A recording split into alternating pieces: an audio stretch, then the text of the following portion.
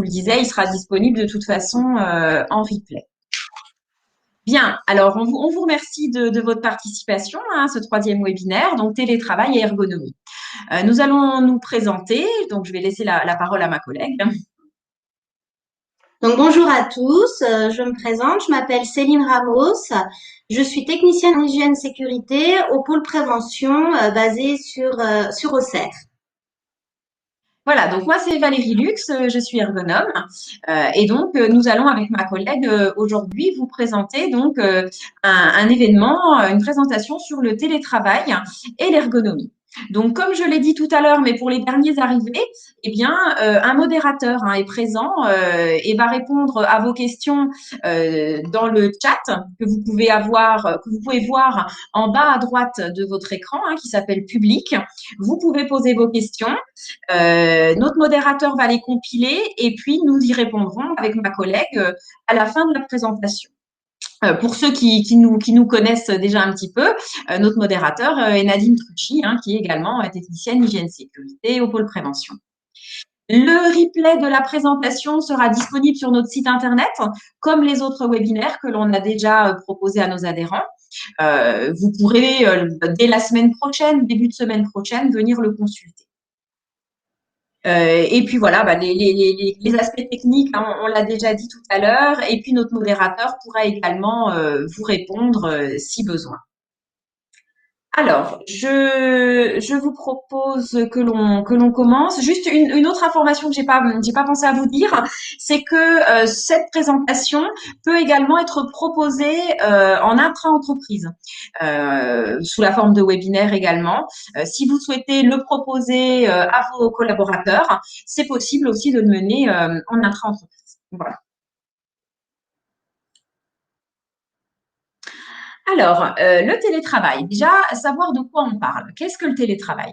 En fait, ça désigne une forme d'organisation du travail dans laquelle, en fait, un travail qui aurait pu être exécuté dans les locaux de l'employeur, eh bien, est effectué hors de ces locaux de façon volontaire en utilisant les techniques de l'information et de la communication. Alors, il existe deux formes de télétravail. Un télétravail qui est régulier, donc qui permet d'avoir une régularité dans son emploi du temps, de s'organiser. Et c'est un dispositif qui est précisé dans un accord collectif ou dans la charte qui va être élaborée par l'employeur après avis des membres du CSE. Et puis, il y a le télétravail occasionnel qui permet, alors dans des circonstances exceptionnelles, comme on peut le vivre actuellement, l'épidémie de Covid-19, de mettre en place ce dispositif. Donc ça, c'est prévu dans le Code du travail. Et effectivement, dans le cadre d'un télétravail occasionnel, comme on le vit actuellement avec l'épidémie de Covid-19, eh bien, l'employeur doit réévaluer les risques professionnels et donc intégrer en fait le télétravail dans le document unique. Alors, pour le télétravail régulier, il faut évidemment aussi l'intégrer dans le document unique, mais comme son nom l'indique, il est régulier, donc normalement, il a déjà été pris en compte dans le document unique, puisque ça fait partie de l'organisation du travail. Par contre, pour le télétravail occasionnel, il faut bien penser à réactualiser son document unique. N'hésitez pas à consulter notre webinaire qui avait été dédié à la mise à jour du document unique et la Covid-19 sur notre site internet également. Alors justement, ce contexte actuel, eh bien, qui est bien sûr le contexte sanitaire que l'on vit depuis plusieurs mois avec l'épidémie de Covid-19, eh bien, le télétravail est un mode d'organisation dans l'entreprise qui participe à la démarche de prévention. Ça permet effectivement, bien surtout, de limiter les interactions sociales qui peuvent propager le virus. Donc, on limite les interactions sociales aux abords des lieux de travail, mais aussi sur les trajets, notamment pour les personnes qui utilisent les transports en commun habituellement. Alors, le protocole national du mois de novembre, du 13 novembre, précisait que le télétravail devait être la règle pour l'ensemble des activités qui le permettent. Et donc, dans ce cadre-là, eh bien, le temps de travail effectué en télétravail devait être porté à 100% pour les salariés qui peuvent effectuer l'ensemble de leurs tâches à distance. Alors, le dernier protocole du 6 janvier est revenu un peu sur cette mesure on va dire en temporisant un petit peu, puisque on nous indique que les personnes en télétravail à 100%, eh bien, peuvent avoir un retour en présentiel un jour par semaine, s'ils en expriment le besoin et avec accord de l'employeur. Voilà, donc quand même une petite adaptation.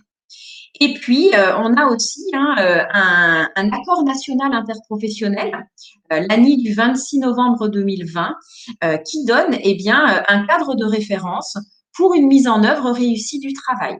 Donc, tous ces éléments-là, vous pouvez les retrouver si vous voulez regarder le détail, le contenu, bien sûr, sur Internet. Et on vous donnera à la fin de la présentation, justement, les liens qui nous semblent utiles. Parce qu'après, toutes les questions qui peuvent être peut-être un petit peu plus juridiques, vous pouvez les retrouver sur ces documents, notamment l'ANI. Alors, on parle du contexte actuel, hein, évidemment, puisqu'on a surtout parlé du télétravail pendant l'épidémie de Covid-19. Et comme on l'a vu précédemment, c'est un télétravail qui est différent du télétravail régulier. Puisqu'il est imposé, c'est-à-dire que ça a été, surtout pour le premier confinement, une décision rapide et qui a été sans préavis. Et puis, eh bien, en temps complet, hein, puisqu'on l'a vu, hein, les protocoles nationaux nous disent bien qu'on aimerait que ce soit le plus possible pour les activités qui le permettent, pour également éviter les interactions sociales. Eh bien, ce télétravail se fait dans un environnement familial, hein, évidemment, puisqu'on est à la maison. On peut avoir un conjoint également en télétravail. Et puis parfois, notamment au premier confinement, les enfants qui sont au domicile. Donc, il va falloir essayer de conjuguer tous ces éléments pour que les situations soient les moins contraignantes possibles, parce que nous allons le voir, hein, il peut y avoir des contraintes physiques et des contraintes psychologiques. Ce qui nous amène à évoquer eh bien, les avantages et les inconvénients du télétravail. Bien souvent, les avantages qui sont mis en évidence, c'est bien sûr la diminution des déplacements et donc le gain de temps. Selon eh bien, notre organisation personnelle, notre lieu d'habitation, certains collaborateurs ont plusieurs dizaines de minutes de trajet, jusqu'à 1 heure de trajet. Et donc, le fait de télétravailler va diminuer ces déplacements, réduire aussi le risque d'accident par le fait, et puis bien sûr diminuer la fatigue et le stress qui peut être lié au transport. Donc, une facilité pour l'organisation personnelle dans certains cas. Et puis, ça peut également faciliter le maintien à l'emploi dans le cadre de certaines situations personnelles également. Enfin, il y a évidemment des inconvénients aussi. C'est ce qu'on va évoquer avec vous tout au long de cette présentation, avec justement ma collègue qui va prendre la suite, notamment l'aspect contrainte posturale et ergonomie. Et puis, moi, je reprendrai ensuite la parole et l'on verra eh bien, le risque d'isolement et le risque d'hyperconnexion. Je te laisse poursuivre. Alors maintenant, nous allons voir donc les recommandations générales pour un poste travail sur écran. Pour cela, donc, on va voir les différents outils que l'on utilise sur un poste informatique. On verra comment les disposer dans notre environnement afin de travailler dans une bonne posture ergonomique, ce qui permettra en fin de journée de diminuer certaines tensions ou douleurs articulaires que l'on peut avoir lorsque l'on travaille sur un poste de travail sur écran. Donc, on va reprendre chacun des outils. Donc, le premier, c'est le siège. On peut voir que le siège a différents éléments qui doivent être réglables. Le siège a une norme au niveau de la hauteur de l'assise, au niveau de la profondeur de l'assise, de la hauteur du dossier qui va permettre d'avoir un bon appui lombaire. On a aussi les accoudoirs qui sont pas forcément utilisés. L'essentiel, on va dire, ça va être que l'avant-bras soit maintenu soit sur les accoudoirs, soit sur le plan de travail. Un rembourrage bien ferme qui va permettre un bon appui. Et ce siège possède 5 branches pour avoir un bon équilibre de part et d'autre une fois que l'on est assis. Ensuite, on a le plan de travail qui, lui, va permettre donc d'accueillir les différents outils avec lesquels on travaille, c'est-à-dire donc l'écran, le clavier, la souris, le téléphone et aussi les documents avec lesquels nous travaillons.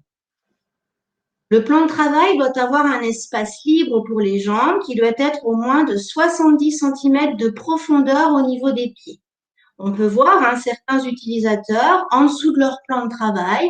Il va y avoir donc la poubelle, l'unité centrale. Donc là, on va demander donc d'enlever ces outils. En ce qui concerne l'unité centrale, des fois, on peut l'avoir posée sur le plan de travail avec l'écran qui est posé dessus, ce qui va libérer donc de l'espace au niveau des jambes.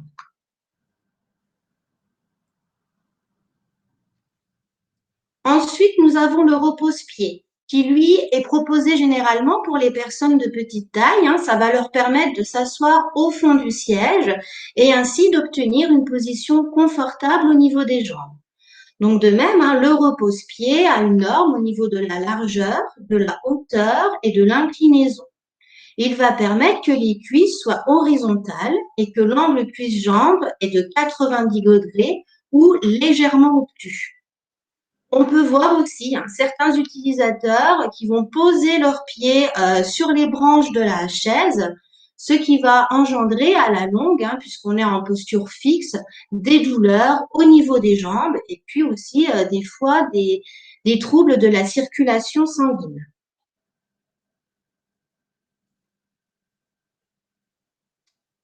Ensuite, donc, nous avons l'écran qui est orientable et inclinable pour s'adapter aux besoins de l'utilisateur. Il est réglable en hauteur, ce qui va permettre de garder la tête droite, d'avoir un champ de vision au-dessus de l'écran de 10 à 20 degrés. Cet écran va permettre de diminuer des douleurs au niveau du cou, puisqu'on n'aura pas une extension au niveau du cou. Donc, ça va diminuer les douleurs au niveau cervical. Au niveau de l'environnement lumineux, on privilégie, quand c'est possible, l'apport de lumière naturelle. Donc, dans ce cas, on va placer l'écran perpendiculairement aux fenêtres, ce qui va éviter des éblouissements et des reflets. Quand on a un apport de lumière artificielle, si celle-ci elle est dirigée directement vers le bas, on va se positionner entre les luminaires. On ne va pas se positionner directement sous la lumière. Et si l'éclairage est indirect, la lumière, dans ce cas, va être dirigée vers le plafond. Au niveau de la distance œil-écran, entre 50 et 70 cm. Après, plus ou moins selon l'utilisateur, s'il porte des verres de correction. Donc, si on reprend ce que l'on vient de dire, on peut voir donc à gauche l'apport de lumière naturelle. Donc, dans ce cas, on va placer l'écran perpendiculairement à la fenêtre. Et si on a un apport de lumière artificielle, on va se positionner comme sur la photo entre les deux rampes de lumière, ce qui va enlever les reflets et les éblouissements directement sur l'écran. À droite, on peut voir une photo montrant une position confortable. Effectivement, on peut voir l'écran qui est inclinable, qui est réglable en hauteur, ce qui permet de garder la tête droite, d'avoir un champ de vision au-dessus de l'écran 10 à 20 degrés, ce qui va permettre de ne pas avoir cette extension au niveau du cou. La chaise qui va être ajustable au niveau du dossier, qui va permettre d'avoir un bon appui lombaire. Le repose-pied qui va permettre à la personne de bien s'asseoir au fond du siège et d'avoir un angle cuisse légèrement obtus. Et puis, l'avant-bras qui est posé sur le plan de travail.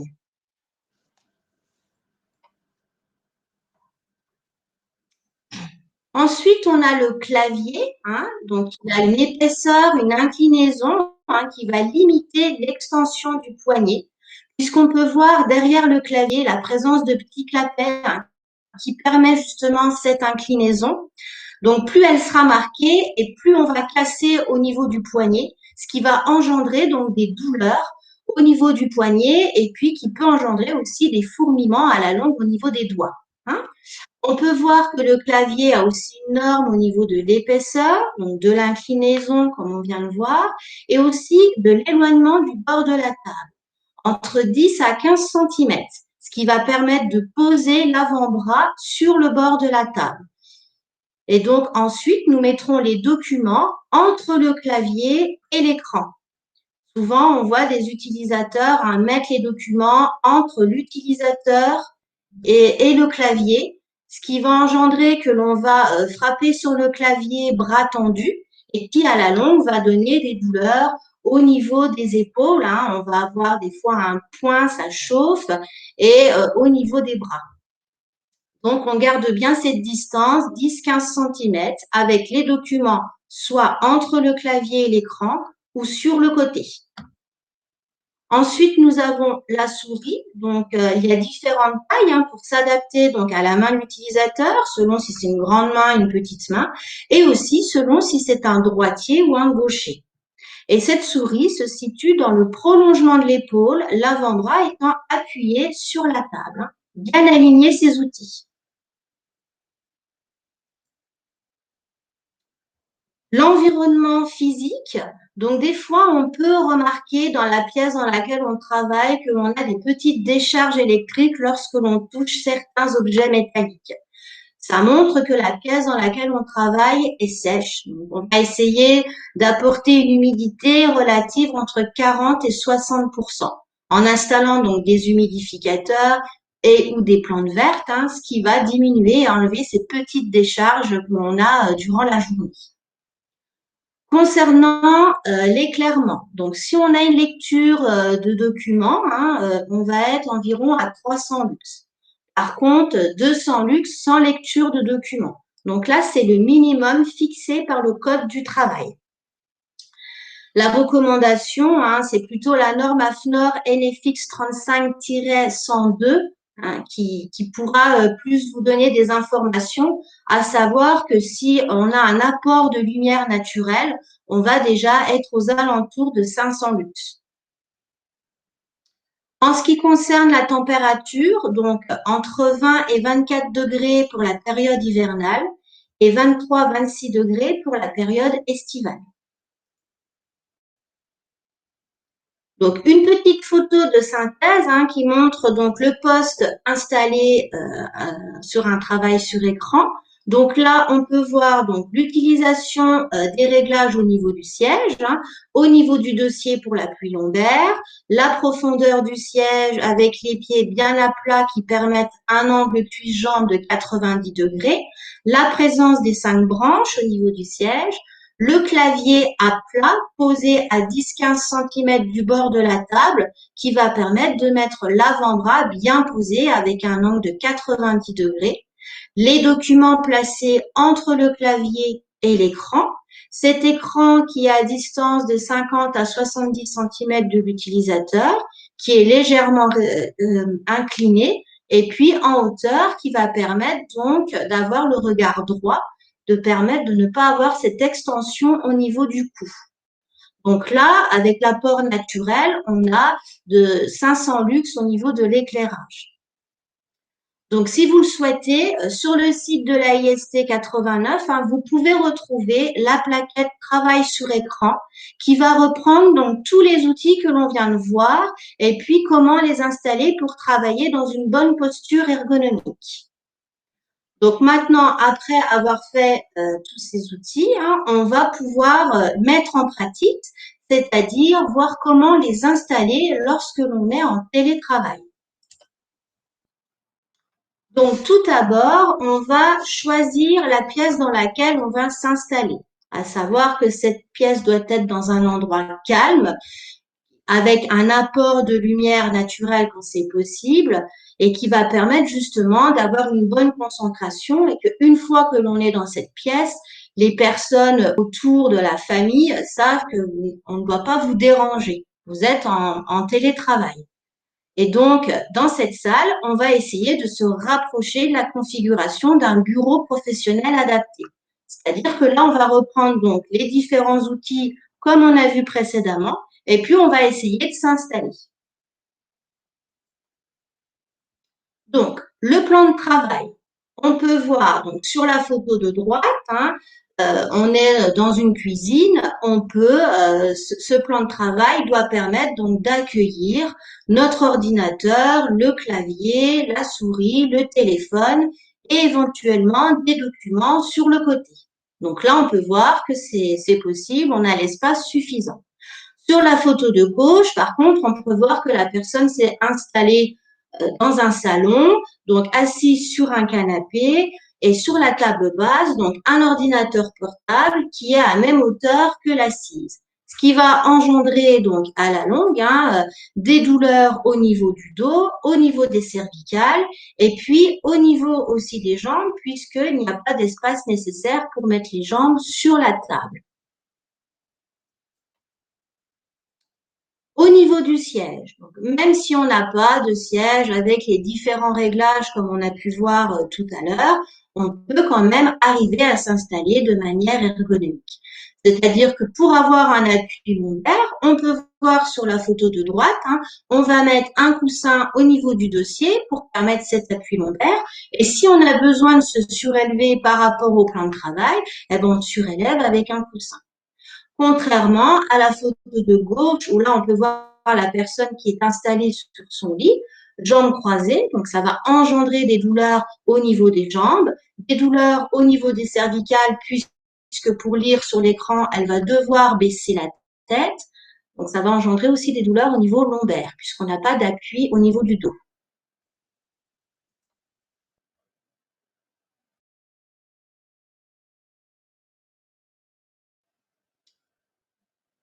Ensuite, au niveau de l'écran, donc on peut voir, donc si on utilise un ordinateur portable, chose qui est quand même fréquemment utilisée lors de télétravail, donc là, à ce moment-là, on va surélever l'écran. On va mettre, comme on peut voir sur la photo de droite, une boîte à archives, par exemple, où on peut mettre des livres, qui va permettre donc de surélever cet écran pour qu'on ait un regard droit, qu'on n'ait pas besoin de baisser la tête pour pas avoir d'inclinaison au niveau du cou.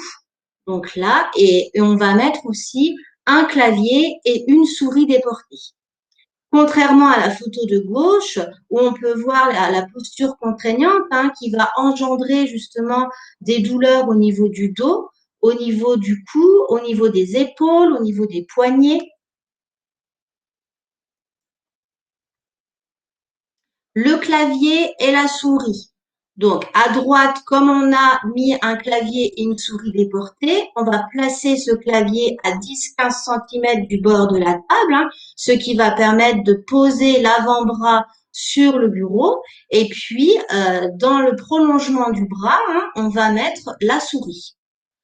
Contrairement à gauche, où peut-être sur le moment on est bien installé puisqu'on est dans son fauteuil, mais on peut voir que l'utilisateur a les jambes croisées, surélevées, donc ça va engendrer des douleurs, ça va couper la circulation sanguine au niveau des jambes, l'écran est placé trop bas, et là on ne peut pas utiliser de souris ou de clavier déporté. À la longue, ça va entraîner des douleurs. Le repose-pied, donc on peut utiliser, comme vous pouvez le voir sur la photo de droite, une boîte à chaussures ou une cagette qui va vous permettre justement de bien vous installer au fond du siège et d'avoir cet angle cuisse-jambe de 90 degrés qui apporte une posture confortable au niveau des jambes. Contrairement à gauche, où là, la personne, si elle veut mettre les pieds à plat, va devoir se mettre sur le rebord du siège. Donc là, ça va engendrer des douleurs au niveau du dos. Ou sinon, certains utilisateurs vont aussi poser directement les pieds sur les branches. Donc là, ça va créer des douleurs au niveau des jambes et des troubles au niveau de la circulation sanguine. L'utilisation du téléphone, donc là on peut voir à gauche où le combiné est coincé entre l'épaule et l'oreille, donc ça va rester en posture statique le long de la pelle, donc ce qui va engendrer des douleurs au niveau des cervicales, au niveau du bras qui est statique. Donc l'objectif là, ça va être de libérer, avoir les mains libres pendant les appels. Donc dans ce cas, on peut soit mettre la fonction haut-parleur quand c'est possible, quand on est effectivement seul dans la pièce, ou sinon, à ce moment-là, on met des écouteurs. Toujours pour libérer les mains et d'avoir une posture beaucoup plus confortable.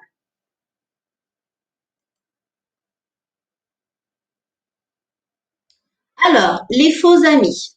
Donc là, ce sont des outils que l'on peut utiliser, mais pas en façon continue. On va dire, on va les utiliser ponctuellement. Si on prend la photo de gauche, l'utilisation du ballon, sur le moment, quand on voit la photo, on voit le dos qui est bien droit, l'angle cuisse-jambe de 90 degrés, et puis l'avant-bras qui est bien posé sur le plan de travail.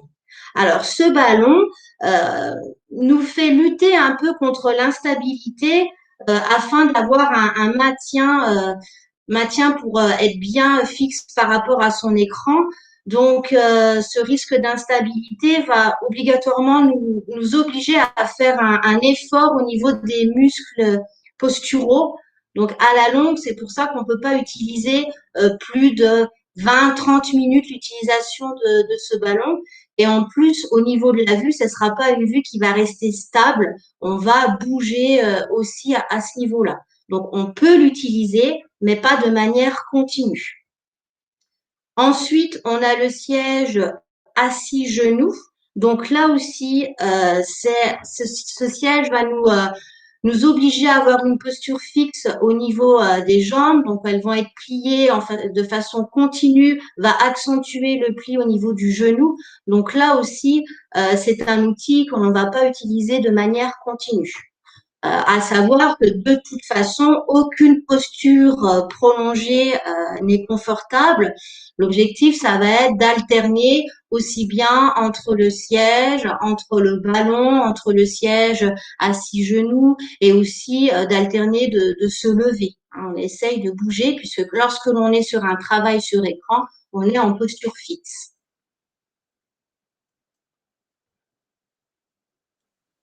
Donc là, si on reprend ce que l'on vient de voir en post-télétravail, on peut voir que le cou et la tête donc en position neutre, pas d'hypertension ou d'hypotension. Les épaules sont relâchées et détendues puisque on peut voir qu'on a l'avant-bras qui est bien posé sur le plan de travail, le bras près du corps, les coudes qui forment un angle d'au moins 90 degrés, le poignet bien à plat avec la souris dans le prolongement. Au niveau des cuisses, elles sont parallèles au sol et l'angle cuisse-jambe est à 90 degrés. Et comme on a surélevé l'écran, donc là, on peut voir que le regard reste bien droit, légèrement vers le bas, sans incliner le cou. Donc voilà, maintenant je vais passer la parole à Valérie, hein, qui va vous parler de la partie comment organiser son travail et maintenir le lien collectif.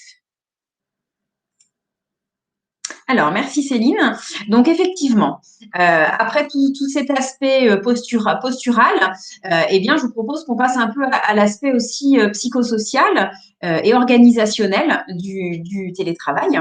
Alors, comme l'a dit ma collègue, il y a quand même tout un aspect environnemental qui est important et indispensable à prendre en considération, puisqu'on est chez soi et que donc on est avec notre famille, avec nos proches, et il est donc important de pouvoir expliquer les règles à sa famille et de définir ensemble certaines règles.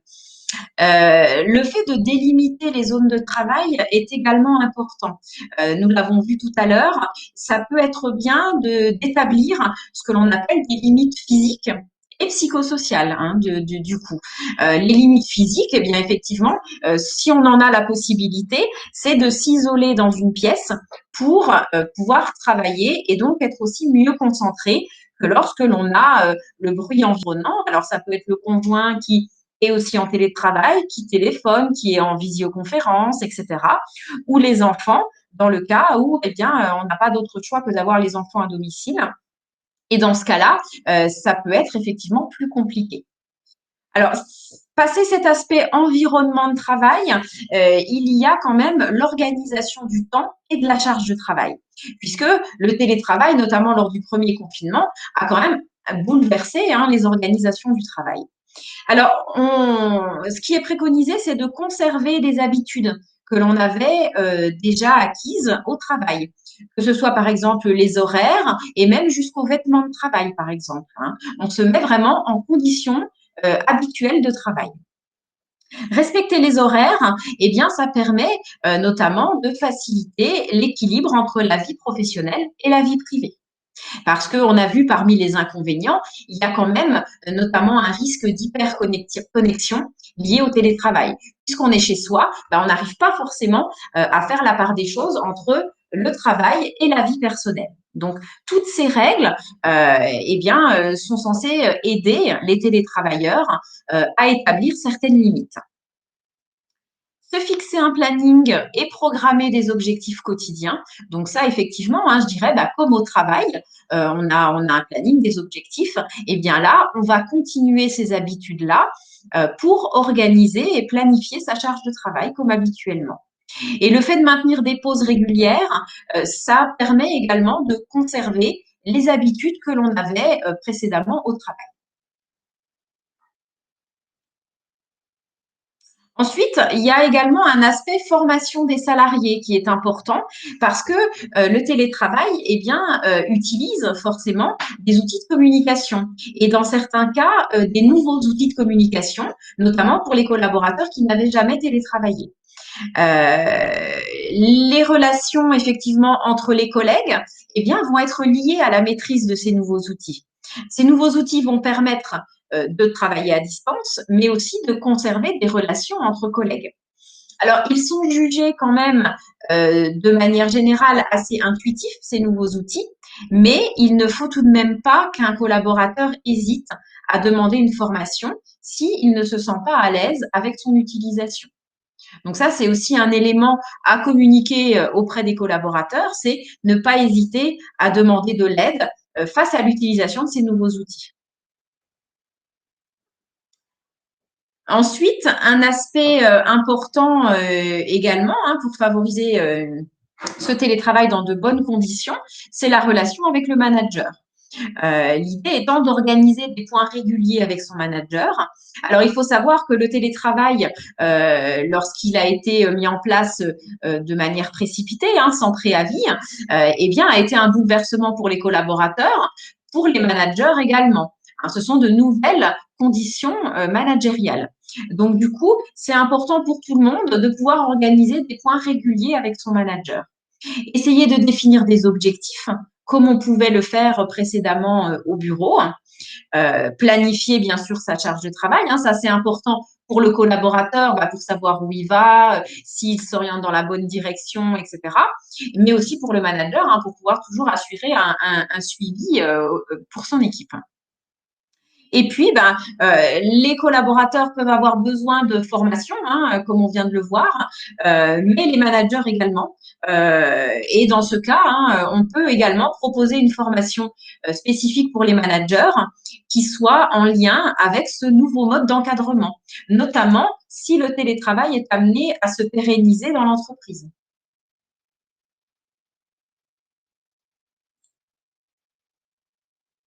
Un dernier aspect qui est important dans l'organisation du télétravail, c'est le collectif de travail.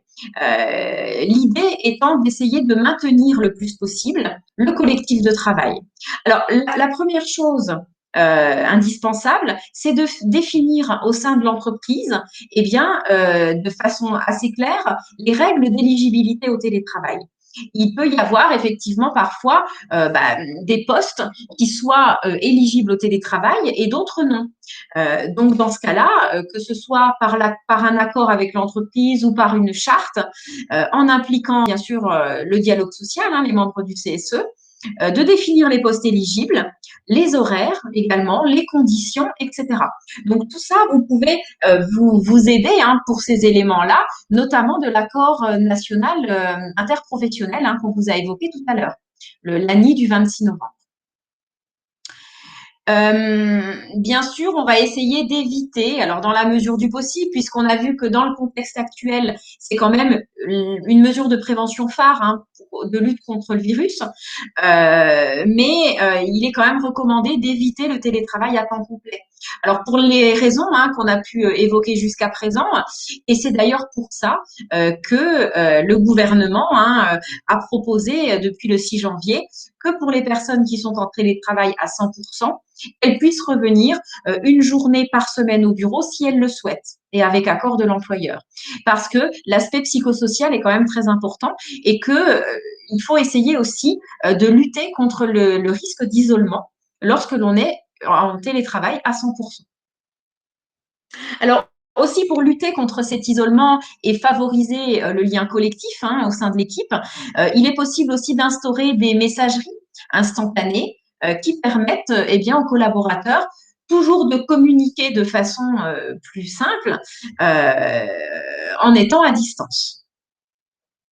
On peut bien sûr utiliser des outils qui vont permettre un travail collaboratif et qui vont toujours permettre une communication dans le collectif de travail. Alors, ce sont tous les outils que vous utilisez, j'imagine, depuis quelques mois maintenant.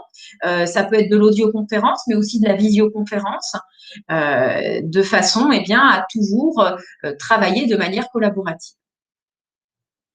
Enfin, c'est important aussi pour favoriser ce collectif d'essayer de maintenir en fait des rituels. Alors, avant, on avait des rituels effectivement au travail, des habitudes.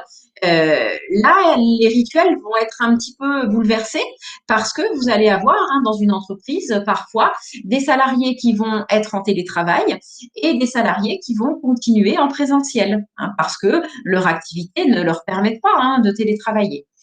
Dans ce cas, pour éviter de rompre le lien social dans l'équipe, c'est bien d'essayer d'instaurer des rituels. Alors, ça peut être de communication aussi, à distance, pour qu'il y ait toujours quand même un lien et une communication entre les télétravailleurs et les salariés qui sont au bureau.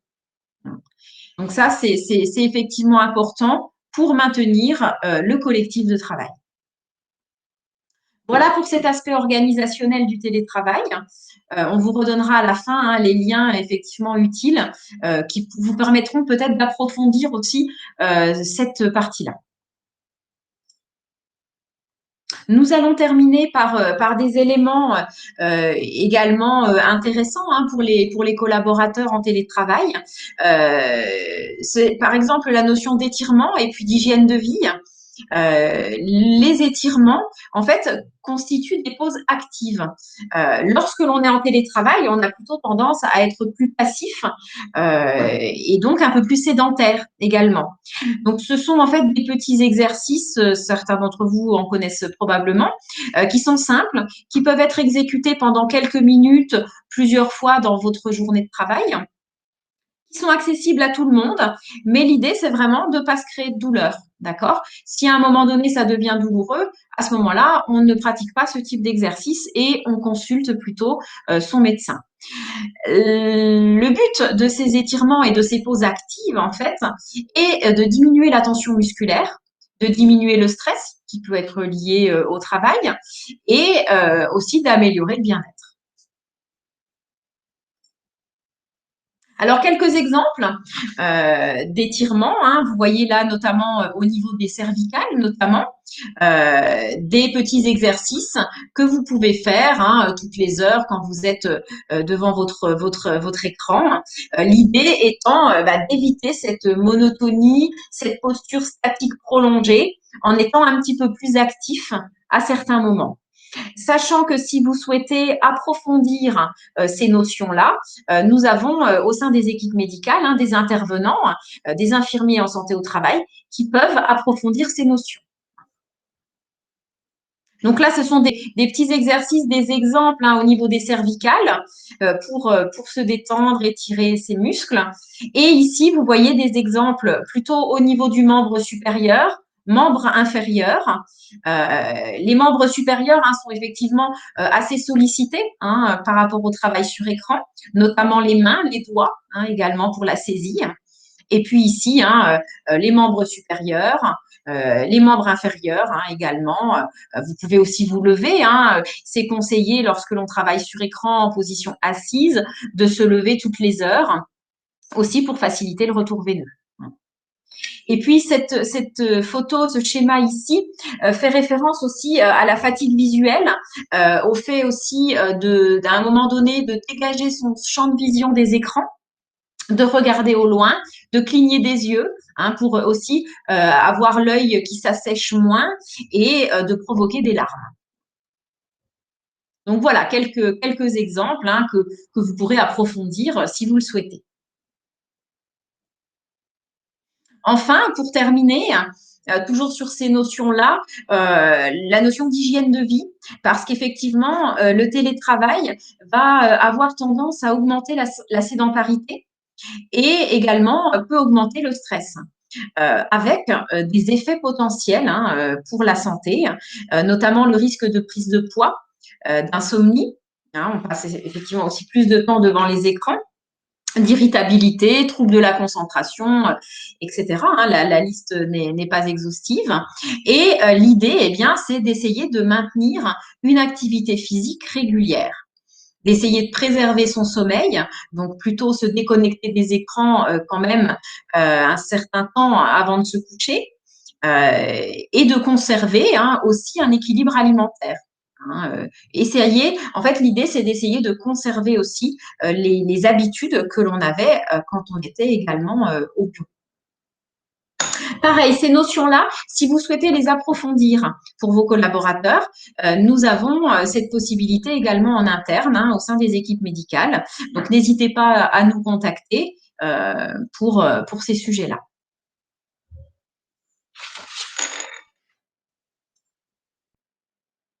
Alors, enfin, on vous propose quelques liens utiles par rapport à ce que l'on a pu évoquer ensemble. Un ED de l'INRS, le 6384, qui s'intitule « Le télétravail, quel risque? Quelles mesures de prévention ?» Donc ça, c'est intéressant, notamment si vous voulez développer la partie organisationnelle, psychosociale. Vous pouvez consulter ce document. On vous conseille également la foire aux questions du gouvernement dans la rubrique télétravail, qui, on va dire, prend plus en compte les aspects un petit peu plus juridiques, code du travail. Le protocole national, hein, que l'on vous a évoqué tout à l'heure, hein, du 6 janvier. Notre site internet, on en a parlé, hein, tout au long de la présentation. N'hésitez pas à aller voir si vous avez besoin de documents. Là, on parle de la plaquette sur écran, mais aussi le replay de certains webinaires et ainsi que les actions en prévention qu'on peut vous proposer dans le cadre de votre cotisation. Et puis, on vous a également mis le site de l'INSERM avec un guide justement pour les pauses actives et les étirements qui vous sont proposés également. Donc, n'hésitez pas à aller consulter ces liens utiles. Je rappelle que le replay donc, sera disponible, hein, de ce webinaire sur notre site internet dans la rubrique « Les actions de prévention ». Et que l'on peut aussi proposer donc cette session télétravail et ergonomie en intra-entreprise si vous souhaitez la proposer pour vos collaborateurs concernés. Alors, je vous propose que l'on passe à la partie questions-réponses. Alors, je vais prendre connaissance de ce que vous avez pu aborder dans le chat, voir avec notre modérateur et puis ma collègue.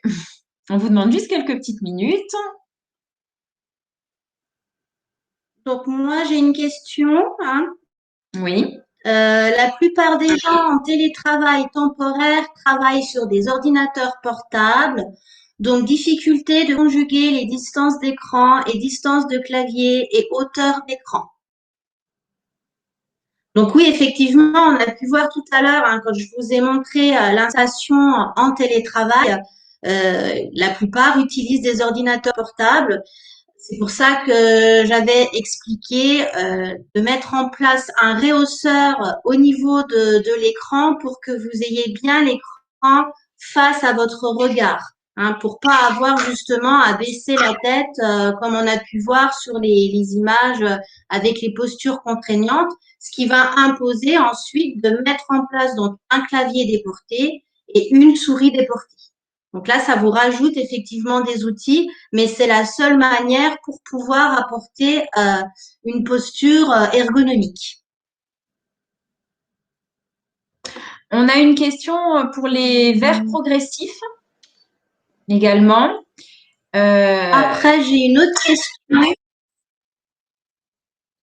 Ouais.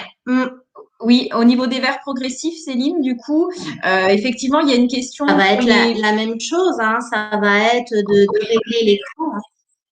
Voilà, l'important pour les porteurs de verres progressifs, c'est qu'effectivement, vous n'ayez pas à lever, à trop lever la tête et vous créez des douleurs au niveau des cervicales.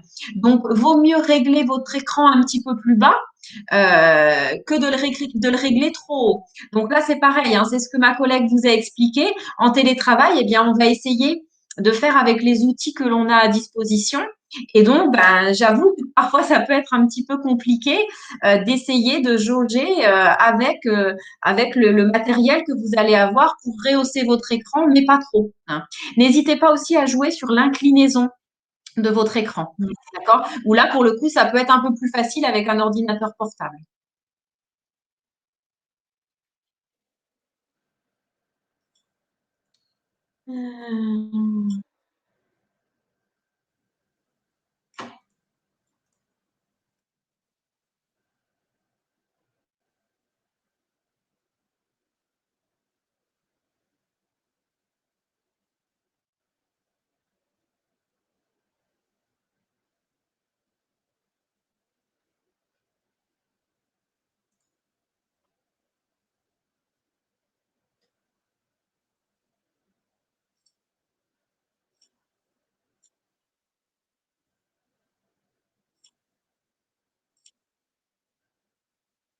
Alors,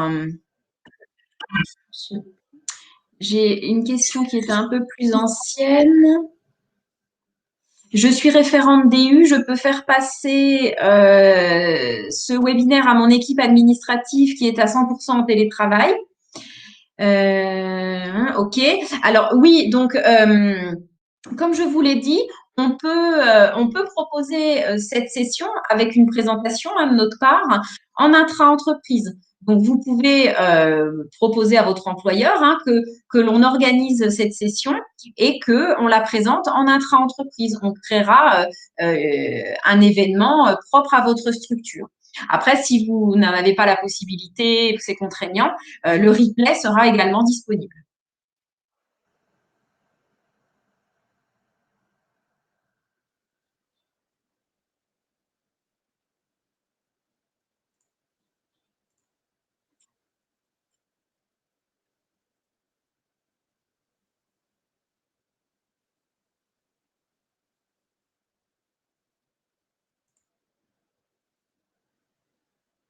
Alors, quelles sont les obligations de l'employeur sur le matériel à fournir? Clavier, souris déportée pour ceux qui travaillent sur un portable. Alors, normalement, effectivement, vous pouvez télétravailler lorsque votre activité le permet. Donc, si votre activité le permet, on considère que voilà. Alors, on va se placer là plutôt dans le télétravail lié à la pandémie Covid-19, hein. Alors, vous m'arrêtez, sauf si pour vous c'est un télétravail régulier et que c'était déjà le cas avant. Mais je pense que pour la majorité, c'est quand même plutôt lié à la Covid-19. Euh, donc, c'est un télétravail déjà que votre employeur pouvait effectivement vous imposer. Alors, on est d'accord, normalement, effectivement, l'employeur doit vous permettre en fait de télétravailler dans de bonnes conditions. Donc, également fournir eh bien, le matériel qui soit adapté. Ça, après, ça doit aussi faire l'objet eh bien, d'une discussion avec votre employeur. Alors, dans le cas où votre entreprise possède un accord ou une charte liée au télétravail, ce sont des notions qui doivent être intégrées. Parce qu'en fait, la réglementation dit que si ces éléments-là n'existent pas, eh bien, c'est un accord de gré à gré, en fait, entre l'employeur et le salarié. Donc, ça dépend, je dirais, un petit peu du cas de figure dans lequel vous vous placez, hein. N'hésitez pas peut-être à aller voir les foires aux questions du gouvernement, peut-être sur ce sujet-là.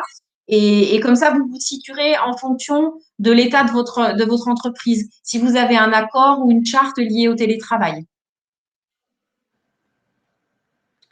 J'ai une question. Je suppose que si l'on travaille avec un double écran, il faut que les deux écrans soient à la même hauteur. Oui, effectivement, on va placer les écrans à la même hauteur pour avoir une continuité de lecture entre les deux écrans pour que l'œil n'ait pas à s'adapter entre même la taille de l'écran qui doit effectivement être la même et les réglages au niveau des couleurs aussi pour qu'il y ait une continuité de lecture pour l'œil, qu'il n'ait pas à s'adapter entre tel ou tel écran.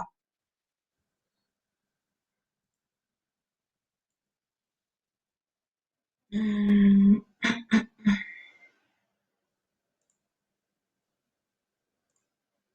Alors, pour revenir à la question précédente, hein, par rapport au matériel fourni par l'employeur, donc j'ai rouvert l'ANI du 26 novembre, où il y a effectivement une partie sur les équipements et l'usage des outils numériques.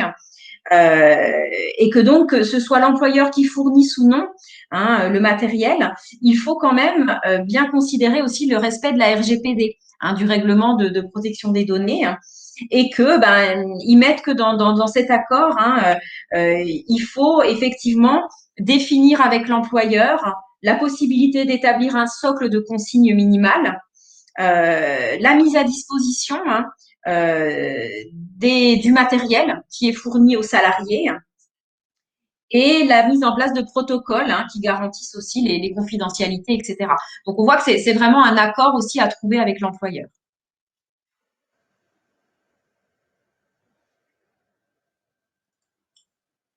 Alors, je pense que l'on a fait le tour des questions pour le moment. N'hésitez pas à remettre dans le chat public une question qui serait passée à travers, par exemple. N'hésitez pas à la réactualiser.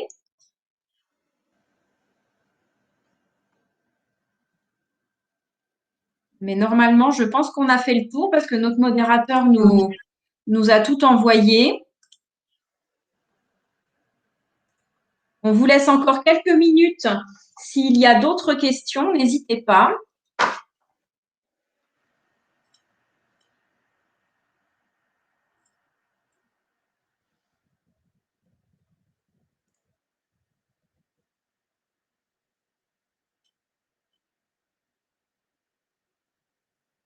Alors, pour la présentation en ligne, on va essayer de la mettre dès demain sur notre site internet. Sinon, au pire, début de semaine prochaine. Donc, ce sera sur notre site internet dans la partie les actions de prévention et les webinaires. Il n'y a pas d'informations prévues par mail, donc allez voir le site soit demain en fin de journée, soit lundi.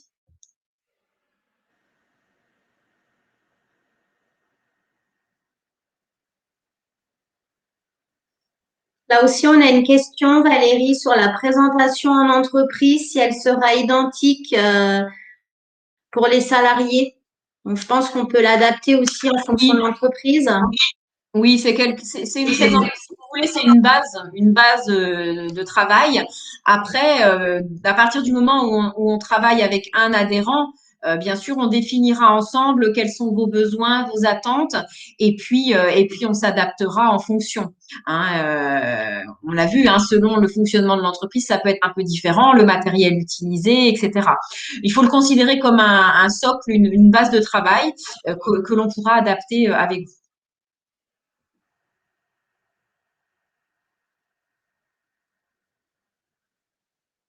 Quelqu'un qui écrit encore. Oui. On va vous laisser encore quelques minutes s'il y a des questions. Et puis de toute façon, il ne faut pas hésiter à nous recontacter par la suite. Si d'autres questions vous viennent en tête ultérieurement, n'hésitez pas à revenir vers nous.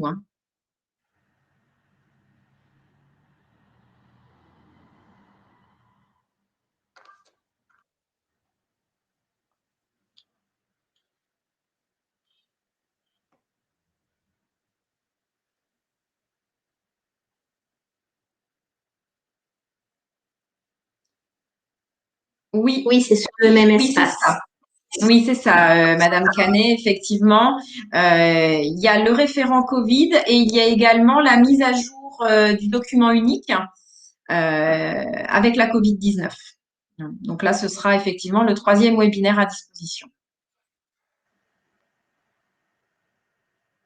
Avez-vous encore des questions éventuellement?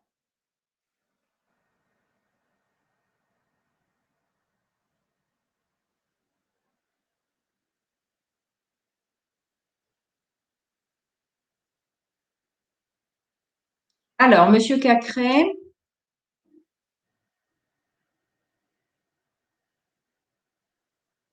Alors, de toute façon, ce sont des conseils qui sont applicables pour toute personne qui télétravaille. Donc, si vous êtes retraité, j'imagine bénévole d'association, voilà, ce sont des conseils que vous pouvez appliquer également lorsque vous travaillez à votre domicile, bien sûr.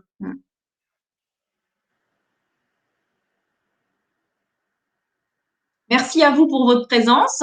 Je pense qu'on va Merci. clôturer la session. On va rester, nous, disponibles encore quelques minutes s'il y a encore une ou deux questions un peu tardives. Mais sinon, merci de votre présence. Alors, on a encore une question. Qu'en est-il du micro pour la saisie vocale? Nous avons un salarié avec un syndrome du canal carpien. Oui. Alors, je ne comprends pas du coup l'objectif de votre question. Vous voulez savoir si c'est bien ou pas? Vous voulez savoir si la saisie vocale, effectivement, limitera les douleurs pour votre salarié?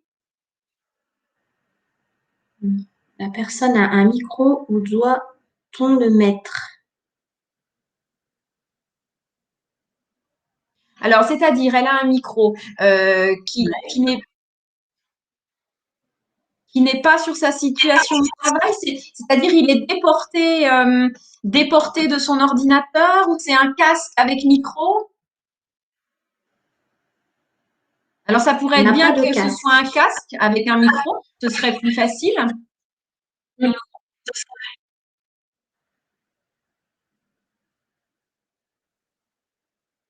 Parce qu'après, ça dépend de son ordinateur. Sur un ordinateur portable, elle peut avoir un micro directement et puis du coup, parler, voilà, avec le micro enregistre. Après, si c'est pas le cas, effectivement, un casque pourrait être pratique et puis du coup, permettra peut-être aussi une plus grande concentration, hein. Tout dépend aussi de la situation, de l'installation de cette personne.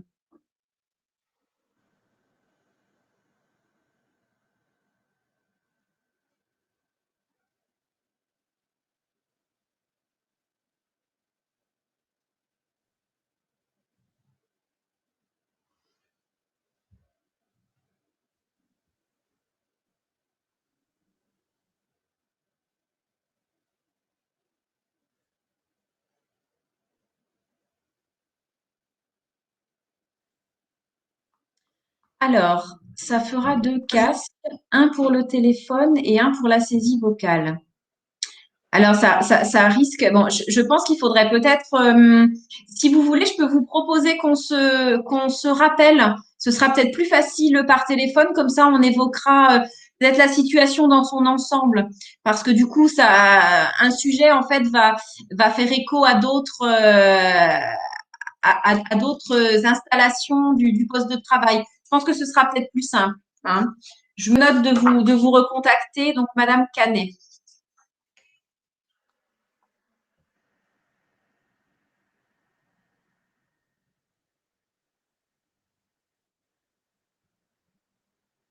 Très bien. Est-ce qu'il y a d'autres questions?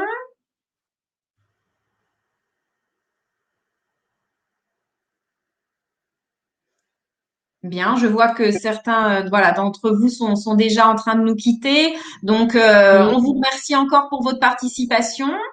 Et puis, ben, à bientôt pour d'autres sujets, voilà, qui j'espère vous intéresseront. Et puis, n'hésitez pas à nous recontacter si d'autres questions, voilà, viennent par la suite. Bonne journée. Bonne journée, bonne continuation.